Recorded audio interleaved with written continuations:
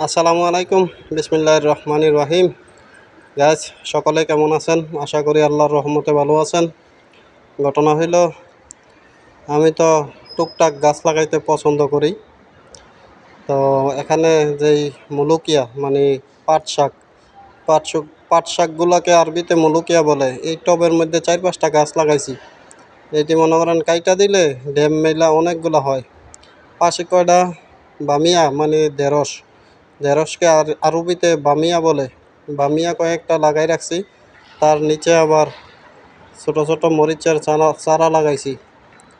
মরিচের চারাগুলা শেষ হইলে আরে মরিচের চারাগুলার পাশেই আবার টবে লাগাই রাখছি 9টার ফুল। 4-5টা ঠাই লাইন না লাগাইছিলাম, অনেকগুলো হয়ে গেছে, কয়দিন পরে আরও বেশি হবে। পাশেই আবার কয়েকটা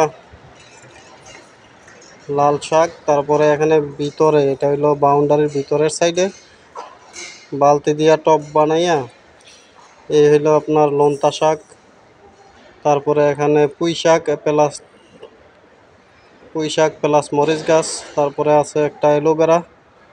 এগুলা করতেছি, ভালো লাগে করতে, ভালো থাক। আজকের মতন এতটুকুই। সবাই ভালো থাকবেন, সুখে থাকবেন। সবার জন্য শুভকামনা। আল্লাহ হাফেজ।